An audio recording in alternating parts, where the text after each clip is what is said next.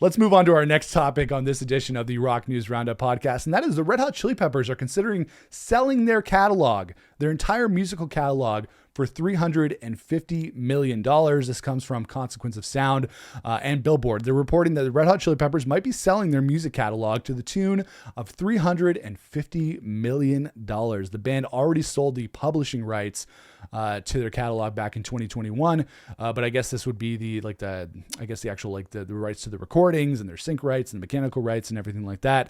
The catalog actually brings in, according to this article, $26 million annually, which is crazy to think in 2025 that a band could be making that kind of money because, CD sales aren't what they used to be. I know vinyl sales are up, but then streaming revenue, not so great. But, the Chili Peppers are still from that bygone era where bands were able to make a lot of money and still make a lot of money. And they're following suit with a lot of other artists who have been selling their catalogs. Like Springsteen, Bruce Springsteen sold his catalog for $500 million. Pink Floyd, we were just talking about that. They sold their catalog for $400 million. And then Queen sold their catalog for like $1 billion.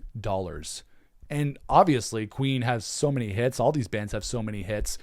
Their music is of high value, but $1 billion for a catalog. And they're selling them to these rights companies. It's not even selling them to a label, or sometimes they are. I think Red Hot Chili Peppers want to sell to their label, Warner Brothers, but a lot of times it's just you're selling to these rights companies who are just gobbling up all the rights that they can possibly find for every band to be able to exploit that catalog. I wish I could come up with a better word, but exploit that catalog for monetary gain, which is fine. That's why the music was made in the first place. But I think the reason why a lot of these bands are doing this, selling their catalogs, is because it's 2025, guys. There are diminishing returns in the streaming era. There's less album sales, like I said. There's dismal streaming revenues. Even a band like the Red Hot Chili Peppers with millions, potentially billions of streams is only going to make a fraction of what they should be from that. And so they can cash in on this and never have to worry another day in their lives and take care of their families, and everybody will be taken care of. And I don't really think that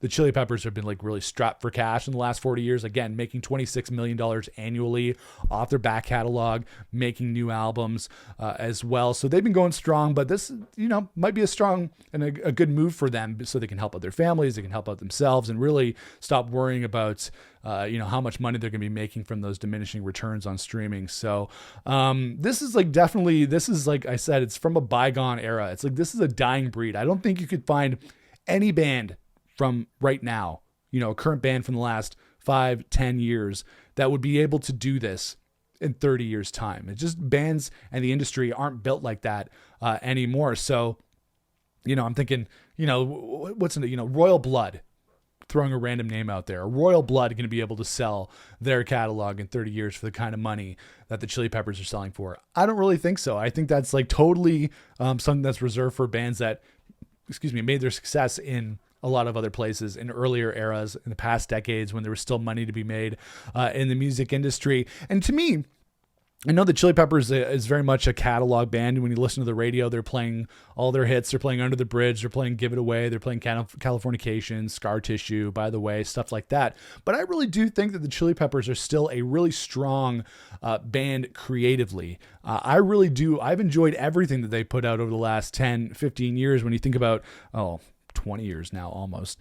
Stadium Arcadium, which came out in 2006. Oh my God, it makes me feel old. But I love Stadium Arcadium. I love I'm With You, which came out in 2011. And then Unlimited Love, which came out a couple of years ago. Return to the Dream Canteen. The Getaway, which came out in 2016, was a solid album as well. So I think the Chili Peppers are still a great band when it comes to writing new material. But of course, it's not the new music that makes the big bucks. The old stuff is what the moneymaker is, and that's what they're selling, and that's what the potential buyers are going to be the most interested in.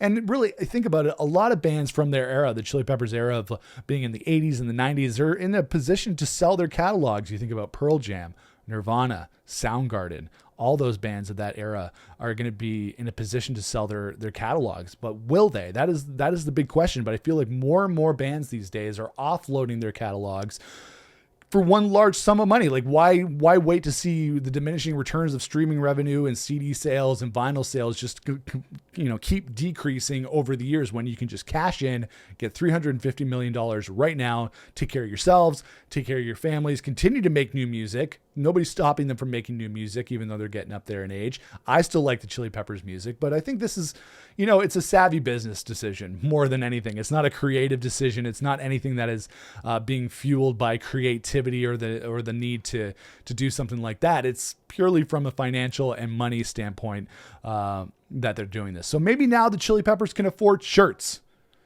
right? Maybe. I don't think you'll ever see Flea wear a shirt when you go see the Chili Peppers live, but still pretty cool that they're selling their catalog for $350 million. But let me know in the comments below, what do you think about the Chili Peppers and other bands selling their catalogs off for a large sum of money and they're just getting out of Dodge? Because that seems to be what a lot of these bands are doing as they get older. So let me know in the comments below.